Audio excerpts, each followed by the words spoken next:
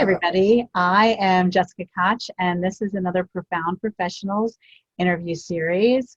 I have been doing Profound Professionals for more than 2 years now, since 2018. And I started this so that we could focus on leaders in their industry, CEOs, authors, speakers from all across the globe, feature everything that they're doing that's profound in their industry, as well as how they're touching the community in a greater way. And today I have the honor of having Steve Brown with us. He's an expert in payment processing industry, and he's the COO and co-founder of Merchant Cashback LLC. Hi, Stephen, how are you? I'm doing good. Thanks for having me, Jessica. Good. I'm so glad you could be here today. Can you tell us to start with just a little bit about yourself and where you're from? Just something about you. Yeah, absolutely. So, yeah, my name's Steve. I'm actually grew up in the Bay Area. I've always lived out in the Bay Area. Dublin, California was where I pretty much was raised, and moved out to the South Bay for a bit. And I have been in the payment processing space here for about 11 years now, and I love it. It's become my field. Fantastic. When I was a kid, actually, I lived in Point Mugu, a military base, not far from San Diego. I went to Laguna Vista Elementary School and got to go to all the air shows, and I had family in LA, so got to live a little while in California as well. So it's really pretty there. How are things going based on everything that's happening in the world? Are you guys hanging in there okay?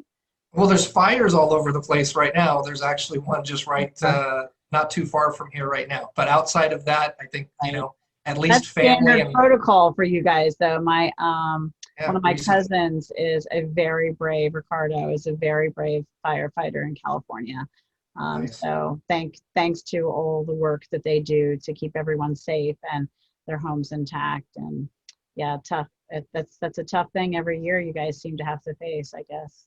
At least recently, yeah, the last few years it's been a little rough. But Yeah. yeah, hasn't hit my home, fortunately, and haven't known too many people involved or severely affected by it. But yeah, I hope everybody can stay safe during these. For sure. So you pretty much started, 11 years of experience in the merchant service. How did you get into it? Did you do anything before that? Like, what was your big jump to get into this industry? I started in sales. I've always worked, from even being 7 years old as a paper boy to, washing cars, mowing lawns. We used to sell mistletoe at Christmas time and door to door. It was Stephen Brown, mistletoe salesman. Just gonna say it. That was there's all these fires in Sonol now, and my brother actually just mentioned that to me. He said, where are we going to get the mistletoe? Because that's where we used to get it. And we'd pick it from there, and then we would sell it door to door. But that is awesome.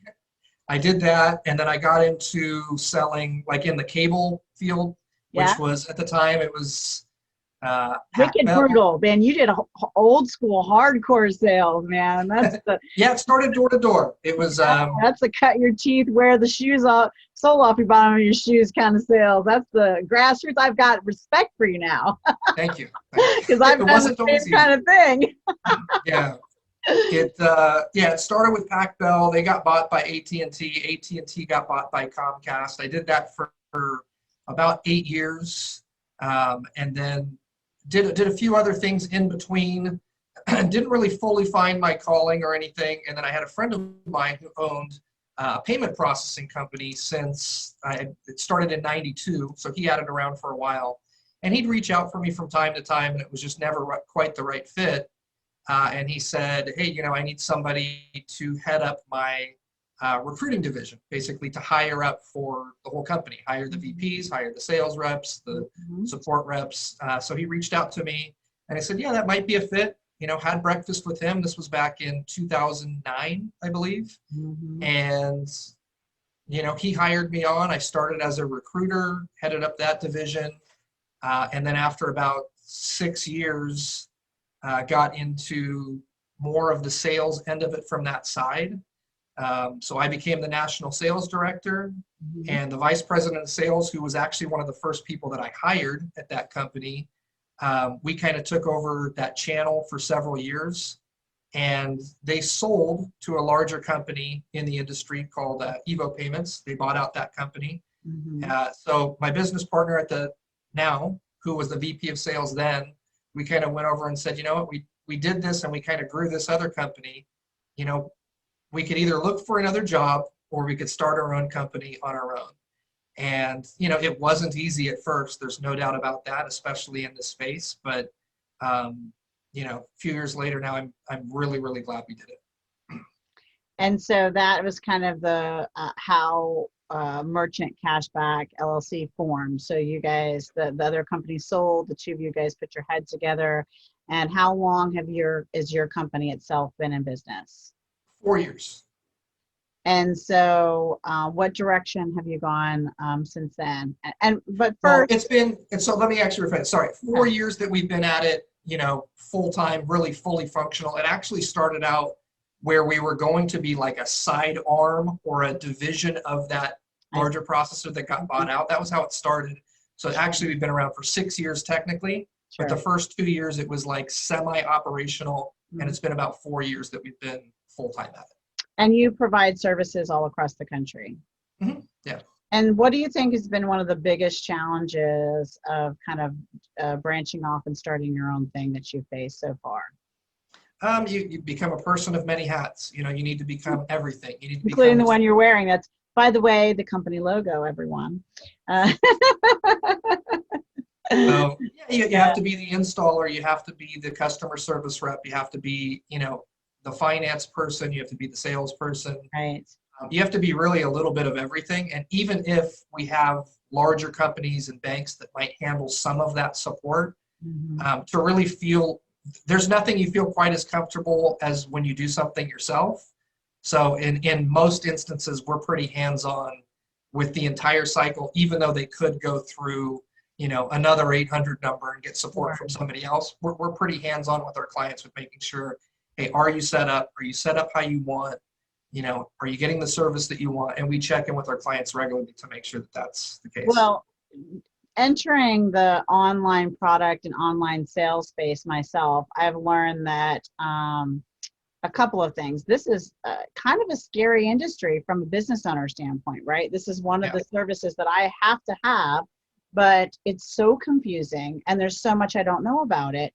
And there's still so much I don't know about it, which is one of the reasons I was excited and fascinated to speak with you and really get some of that education, not just for myself, but for other people, because you want to know that your, you know, all of this stuff is, first of all, you know, 50 shades of gray, but 50 shades of protection, right? All the deep levels of protection and security and from hacking and all that, just because when you were talking about reaching into my customers' resources and their pockets and into my bank account and my resources and all of the fees that could be so much more than I realize, and I know that they are, is you know, just like in several other industries that are money related, there's you know underlying hidden back end, you know, expenses and costs that we end up paying for up front, but have no idea what they're for, what they're about. Are they necessary?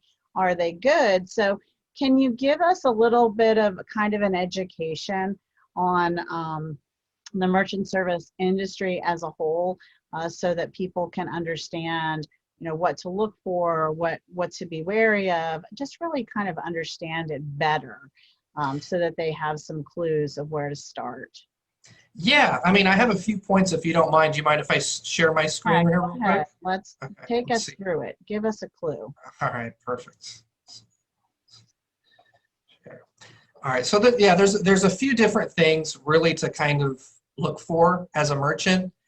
You're not going to be an expert in all of these things right off the bat. I had the benefit of actually getting into this industry as a recruiter, and I recruited for all these different positions. So I got to learn the industry as I go, and I didn't have to jump in head first. But it can be really confusing for a merchant. You know, these are some of the things that I highlighted that you really need to look out for.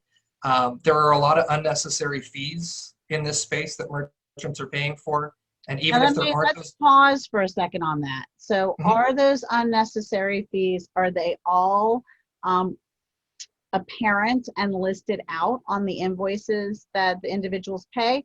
Or does some of it, in some industries I know, sometimes it doesn't even show up on my end where I can see the breakdown of what I'm paying and why. Right.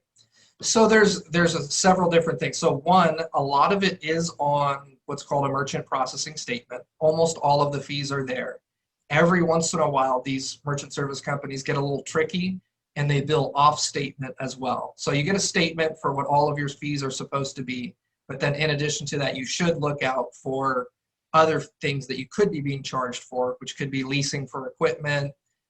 It could be, yeah, like a gateway. It could be quite a few other things that you could be billed for that you don't even realize because it's not on your statement.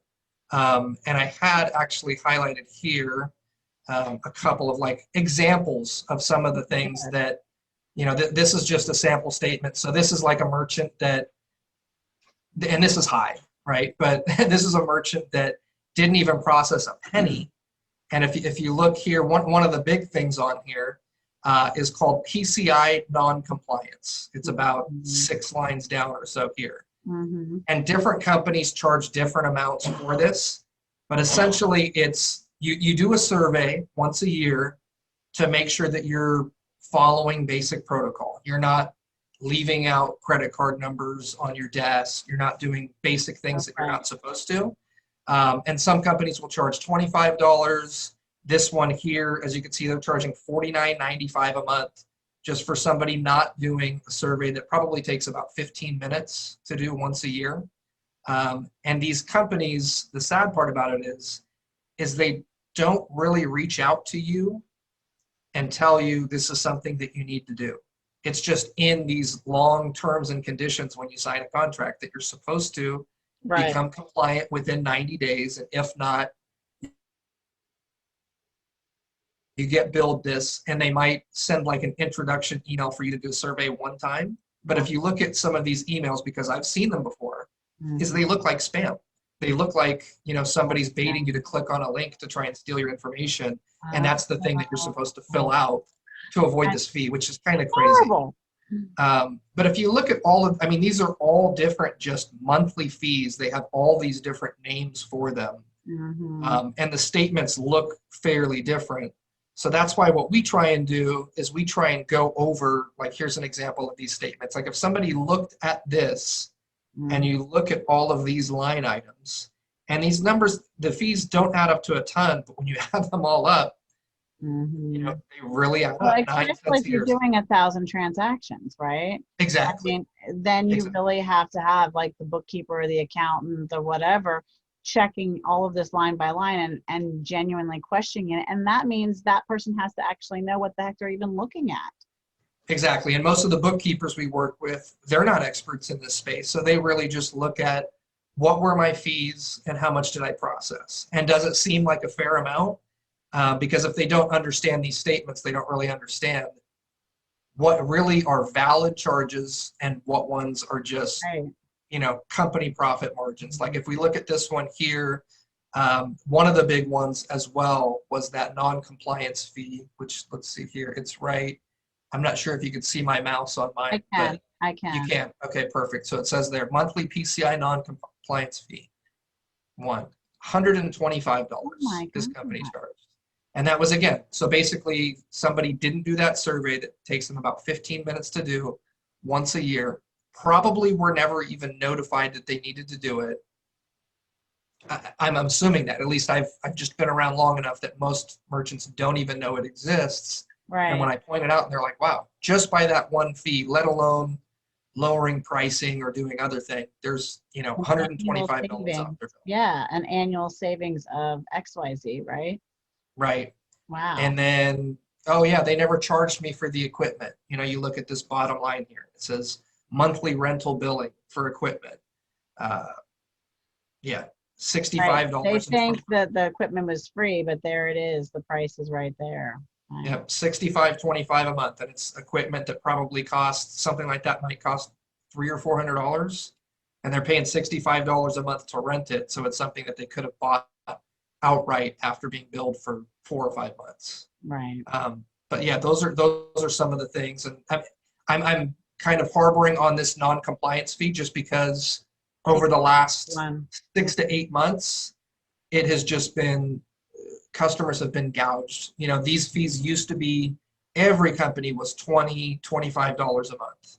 Now you're seeing 50, 125. But This if one you right do here. it, you don't have to pay anything, right? If you do the Exactly. survey, it's a zero. So it doesn't need to Yes. be anything. And It does not need to be anything at all.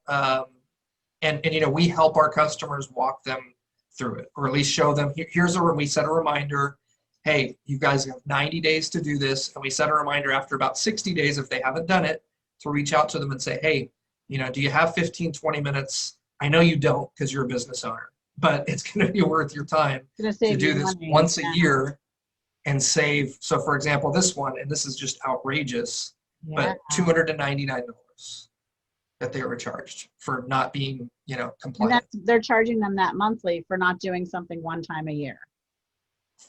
Yes, and everybody has to do. If they have not done this, they're being billed a fee. That fee might be $25, might be 50, might be, I mean, in this case, $299, which is insane. Well, you just But saved yeah, everybody watching some sort of money if they're doing any kind of merchant services. You know, it's interesting. Your industry has really been hit hard, I think, with, you know, competition and things like back in the day. I'm going to age myself, everyone watching. When it was the phone deregulated, you know, and everyone had landlines and long distance service, and everybody was competing to say, we can save you a dime and we can save you a dime, you know, and everybody was calling like, no, I'm not changing my long distance providers. It's like, I think business owners have been beaten up to death, you know, no, I don't want to know if I can save on my merchant services. Please stop calling me. You know, it's kind of gotten right. to that volume in the industry, in you know, in the country for anyone who does any level of high merchant services. So I'm sure they're sick of getting that call, but really it just is such an important part of your business to make sure that, you know, your customers, like I said before, are really cared for, and their information is protected, that your information is protected, and that you're really not being overcharged, because it's one of those places that can creep in and cost you hundreds and thousands of dollars that it doesn't need to. So talk to us some more about some things we need to really watch for when we're making our choice. Well, yeah, I mean, one is, you know, are those fees, you know, a lot of them that I talked about, you know, this is how one of our statements look. This is a full, and as you can see, it's not necessarily a low volume. There was plenty of transactions, 179 transactions. It's pretty clear here that, you know, this was the volume they did, you know, 101,000. These were the fees that they paid. Mm-hmm. And it's still a little bit complex, but this is an example of one of our statements that's literally one page for, you know, a merchant that did, you know, 6 figures in volume, instead Right. of being a 6-page statement with very confusing fees. We try and make it very clear, very Right. transparent. As you can see on there, there's no non-compliance fee because we actually work with them. Monthly minimums. There's all these other, you know, things that you have to really worry about. And yeah, one of the things that could cause that is actually that has on here like chargeback fees. A Mm-hmm. big thing with, and there was a good reasoning for it, is implementing technology to prevent fraudulent transactions or chargebacks for that matter. Sure. So you also want to make sure, one way to avoid those chargebacks is to make sure that you actually have the type of equipment that you're supposed to be able to accept cards in a fashion that you're supposed to. And when I say equipment, that would obviously be for like a retail storefront, somebody who's taking cards face to face. Right. But if you are taking them face to face, you know, it could get kind of scary for a business that basically they could swipe a credit card because maybe their equipment doesn't take a chip. And, you know, if a customer disputes that process or disputes the charge, they're going to lose that charge back more than 9 times out of 10 just by swiping the card, because the banks will pretty much, if somebody said, hey, I didn't make that charge, they say, how did you accept it? Did you accept it with a chip or did you swipe it? I swiped it. They'd say, well, you're not using the technology you're supposed to. And 9 times out of 10, they won't even look into it further. And the business owner is basically going to be on the hook for whatever that transaction was. So I see. That's something. And now So what about when you're taking it virtually? What about when you're doing, do you do a lot of transactions with companies that are taking credit cards through their website for information and digital product, or even, real hard uh, products that just get shipped and they're just we do, we online? do, and we have additional tools that can help with that. But basically, making sure that the zip code is actually going to match, is definitely a big thing. Hmm. Making sure that you've got the AVS on there and so forth. Hmm. Yeah, All I mean, right, what that's else do you got to show us, Mr. Brown?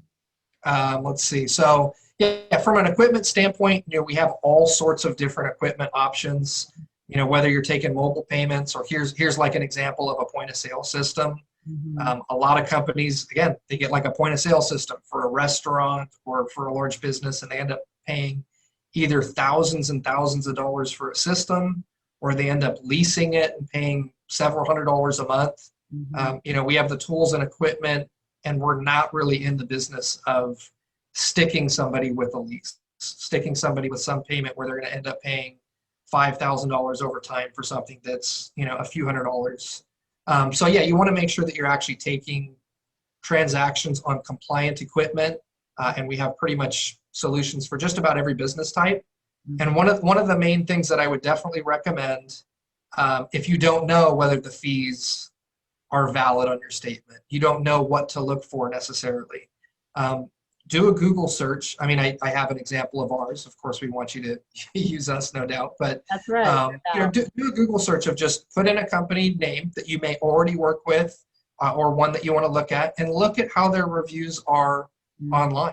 And in this space, sadly, a lot of the merchant service providers have really negative reviews out there, Right. because most business owners won't go out of their way to make a review unless they had a severe problem, or unless they were kind of wowed above and beyond, with fantastic service, which normally this is the service that, a lot of people just hope to get by. They don't even know who does their merchant services because they haven't had any problems, and that's okay. But it's obviously better to have somebody with really positive reviews and positive experiences. And if you look at some of the reviews out there, we have 4.9 out of 5 stars. Awesome. But it's not like your coffee shops that are going to have 800 reviews out there. The Sure. biggest processing companies in the world, it's like I said, most business owners don't go out of their way to actually give a review. But no matter who you're going to deal with, I would definitely want to make sure that we have the tools. Why not do a Google search on that company, see how they come up, and see what type of experiences their customers have had with them.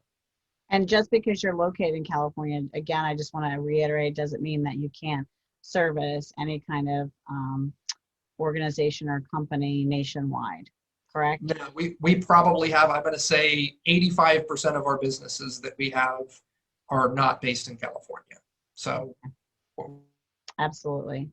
All right. Is this your last slide to share with us? I believe, well, I touched on, again, you may have businesses out there too, Sure. in addition to just, anybody's going to service your coffee shops and that sort of thing. But, sometimes you might have a unique business type.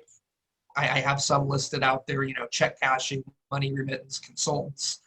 Some businesses that not all processors will accept. I see. And we're actually, we're able to work with a lot of the different unique merchants. Cool. And then in addition, the high tickets, that's one other thing that I want to touch on too, is sometimes merchants will sell transactions that might be $5,000, $10,000, $20,000 in one transaction. Right. And they set up these merchant accounts through, I can drop names, the PayPals or the Stripes or Right. Squares of the world. And what they do is, it's great. You go online and you have an account in 20 minutes on PayPal. They have no idea what that $10,000 transaction is. And when you run these high transactions, a lot of companies like that, if they're not comfortable or they don't know what that transaction's for, they hold your money and ask questions later. And that money can easily be held for up to 6 months, but it's very common to be held for, a month or two, where essentially you ran that $10,000 transaction. most small to medium-sized businesses don't really have the ability to wait to be paid on that transactions. Maybe they Right. even have to buy product or inventory to get that money. Right. And a lot of these companies, they'll just hold it. So what we do is we make sure that we understand your business type, you're fully underwritten. We know when that $10,000 transaction takes place. We already knew ahead of time that was something that you guys do from time to time with this type of a transaction. And we're prepared for it so that way there aren't, you run the transaction, guess what? You get your money. And that's what you expect. But if you're not set up correctly, that might be a problem. Yeah, I've heard some nightmare stories about with these other, payment processors. Matter of fact, this is one of the reasons I looked into, because I mean, I've heard people, without even asking the service provider, just reach right into your bank account and hand that money back out to. Now, if I have an unhappy person, you better believe I'm going to be happy to refund them and continue to service them until they're absolutely happy, even if that means I'm doing so with and giving their money back, right? Because I want Right. them to be happy. But if they go through that provider, that can really mess up my record keeping, my records, and it just feels almost like a violation. You feel violated when they just reach in and grab whatever else, I mean, I've heard horror stories, and you have with companies like yours. I feel like it's a better system. There's a better level of communication. There isn't just the, oh, well, this person, said they didn't like what you sent them, so let's just go see what we can reach out of your bank account. I mean, I and It's the holding, scary. and it's Yeah. very scary. And the holding of the money, that is horrifying for some businesses. And like you said, for example, my husband's a general contractor. He gets very large checks and payments and things he has to process, because he's got to immediately go out and invest into the equipment that he has to either rent, or special orders he has to put out. And if they held it for 2 months, that would throw a job 2 months down the road, because they're trying to special order, a $5,000 door to go on a custom whatever. You can't make the order until you have the money. I mean, Yeah. crazy, It's crazy. scary. And sometimes it's not even the company that you're processing with. Sometimes it's the sales rep that is just not honest. They might know that, you as a merchant, you say, hey, yeah, sometimes we have $30,000 transactions. And the sales rep might say, well, if I submit this account and tell them the bank it's going to be a $30,000 transaction, they're going to ask for all these extra documents and extra data. And I just want the account approved. And they might put a lower amount. And then when that merchant goes to run that transaction, they run into trouble. So yeah, with chargebacks, disputes, high tickets, it can definitely get scary out there.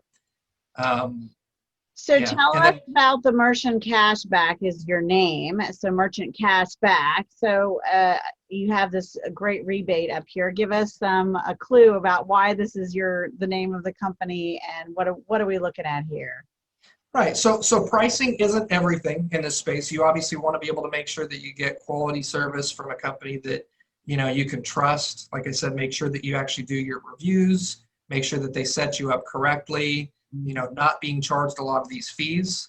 So what we do is we make sure that we get rid completely of any unnecessary fees. And then once we remove those, we basically would match the pricing that you're currently at right now. So you're not worried about going up or anything like that. And we share in the profit with the company who signs up with us. 20% of whatever income or profit comes in, we give that right back to the merchant. So especially if you might be one of those high risk business types or whatever, where they have to price you at a higher percentage. Sometimes we can't avoid that with the banks, but we match it and say, we can't lower your price, but we can give you, 20% back. And then that way they're actually getting paid every month on their own account. Oh, awesome. Yeah. Very cool. Very Yeah. cool. So we help eliminate the fees that are unnecessary, then we match it and we give you 20% cash back. And if you're willing to refer other merchants, we could give them the same exact offer and you would get 10% back on any merchant that they refer. So we try and make sure that, especially with everything that's going on right now, small business, medium-sized business, it's tough. This whole Yeah. COVID thing is It is very It's tough. tough. So this is at least a way to be able to give back a little bit. Yeah, and so this is the way that you would be reaching into your community and your world to try to make a difference at this moment. Yeah. So the code JKC, what's that going to get them? That's going to, well, sadly, not every single one of our merchants are set up to be able to have that, 20% Right, cash back. There's different right. ways of fluctuating, but that's essentially the way to be able to make sure that you get that 20% rebate. That's right. You absolutely want Yeah. to do that. And so when did you meet Vince and build your relationship with Agora? Because we'll be sharing that link for them to actually access you and reach out to you directly to do some work with you, but you're going to do so through the Agora marketplace. And then you're going to find the Merchant Cashback LLC company name on that portal. And we'll have that link in the description of the YouTube channel as well as in the LinkedIn article if you'd like to get some things evaluated, if you'd like to at least have your invoice looked at and see if you can't do a little bit better. And if there are some charges on your invoice, I have a feeling Steve can help you identify, and him and his team can help you identify that and see if it makes sense to start working together. So when Yeah. did you begin that relationship with Agora? It, I mean, it happened, geez, about almost from the start, really, about 6 years ago. Yeah. We started and, worked with them, and it was, it was a little slower at first. And basically, they were working with another company as well at the time. And essentially, without calling out names or anything like that, but they were working with both companies, didn't have necessarily the best experience, I guess, with that other company. And then when they were working with us, all of the clients that they were referring to us, they felt like they were kind of taken care of above and beyond. If we're local, we're going out there, we're setting them up. If they're not local, we're literally walking them through. Here's your tracking number for your equipment. Can we call you when it arrives so that way we could walk you through step by step how to use it? Can we email you instructions so you guys have that in front of you? And they really just liked how we kind of held the hand of the merchant in getting them set up. And then from there, they kind of, we're their go-to now. That's fantastic. I love that. It's such a great organization and they're doing so much good as well. Is there anything else that we really haven't covered that you'd like to share about the business or your service or the industry that they should be wary of? Have we missed anything? Well, I mean, you definitely want to make sure that, if you have a statement, no matter how much you think you do or don't do, it's worth getting it analyzed. Just from a consultative perspective, have somebody look at it who knows what they're doing and say, hey, here's what you can remove. We would love to have a chance at the business, but at least we'd be able to look at it fairly and say, hey, here's what, even if you stayed with your existing provider, here's some of the things that you should really look at and look at figuring out how to get removed. And in addition to that, if you mentioned that JKC code as well, if you are like a retail storefront merchant and you need equipment, unless it's, a full point of sale system, and even that's sometimes we can do it, but we're also able to place equipment for you guys at no cost for as long as you guys have an account with us. Fantastic. That's awesome. Yeah, so that's about a $400 or $500 value. Wow. That's really generous of you. I really appreciate that. Is there one more slide that you wanted to share, or? No, there you are, the ways to reach them, but we're going to be sending that in the comments below so that you, get out to them. But if you do reach out to them direct, don't forget to mention the magic code so that you get all the specials we talked about. I want to thank everybody who took the time to watch us live today. I wasn't super busy on the chat because I really was sucked into the information, but I will make sure I go back through and comment. And thank you for everyone who's watching the replay or throwing a watch party for us. This will be on Facebook, YouTube. So you can get more information in Facebook in the comments, more information in YouTube in the description. And then we'll be putting out a LinkedIn article as well.